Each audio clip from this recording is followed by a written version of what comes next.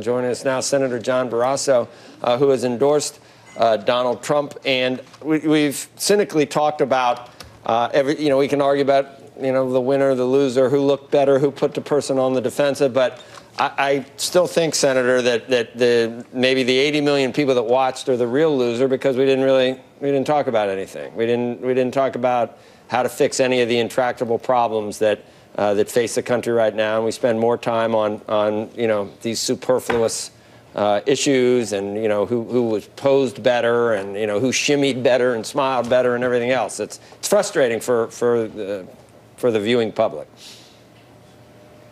Well, Joe, I will tell you, when I watch the debate, I think when Donald Trump focuses on jobs and getting people back to work, on the economy, making sure we have a strong and healthy economy, and national security in terms of energy security, economic security, border security, he does the best, because this is a change election. It's basically change versus more of the same. I didn't hear Hillary Clinton say anything that was any different from what she's been saying over the last 30 years, and the American people, I believe, don't need another 4 years like the last 8 years. So I'm looking for a president that I can put on that president's desk conservative legislation to move the country ahead forward. And I believe Donald Trump will sign that legislation, and I'm concerned that Hillary Clinton will veto the things that I think will help our country grow. Well, we've had it takes a guest that comes in here. Jack Welch was on last week with a point-by-point comparison of 8 different areas, and the proposals from Trump, the proposals from Clinton, and the differences could not be more stark. And yet, none of them, I don't think, were really highlighted to anybody on Monday night. Well, I agree with you. I chaired the platform committee at the Republican National Convention, and when you take a look at the Republican platform versus the Democratic platform, the Republicans talk about growing the economy. The Democrats had nothing about growth. They had a lot about income redistribution, and they had a lot about new regulations and putting unelected bureaucrats in charge and really harming energy in this country. So I think there's a huge difference, and we have opportunities to continue to make that point, and I think Donald Trump will do that in the next debate, which is a town hall style debate.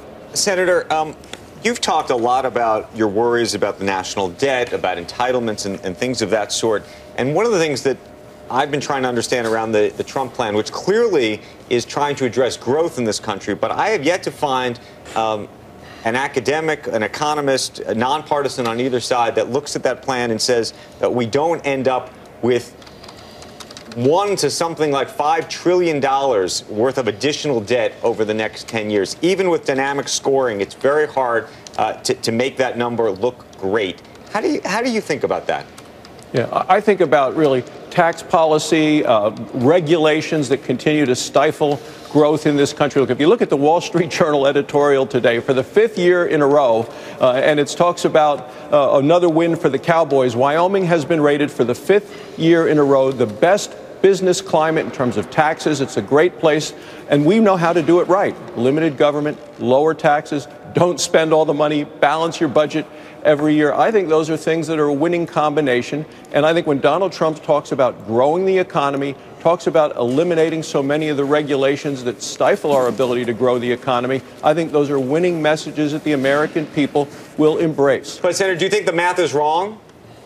Meaning, if I told you at the end of 10 years you're going to end up with $5 trillion worth of debt, or I told you under the Hillary Clinton plan you'd have very little growth, but you'd end up with $200 billion worth of debt, which is the way it's being currently scored, which would be a more palatable version to you?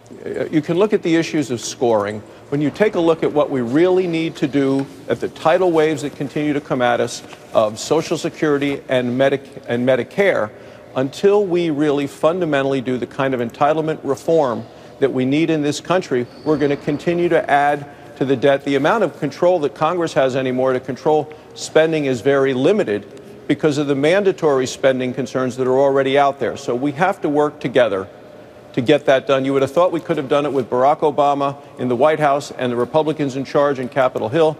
Barack Obama wanted none of it. He wanted $1 trillion in extra revenue for the government to do any kind of the tax reform and the welfare reform, the entitlement reform, and we did not get that job done. So if President Obama added $10 trillion in debt in 8 years, is $5 trillion, that's less than $10 trillion, is that?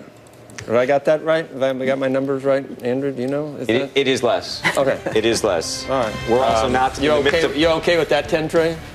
Not thrilled by it, but given where, hold on, but given where we were, you got to remember where we were. The context matters. Yeah, we needed that trillion spent on all the union pension. Anyway, all the shovel-ready project. That was shovel-ready, I'll tell you, because there was a lot of shoveling going on. On a percentage basis, it's come down. Anyway, coming up, car companies are doubling down. Say goodbye to the senator. Thank you, Senator. Thank you. Thank you, Senator.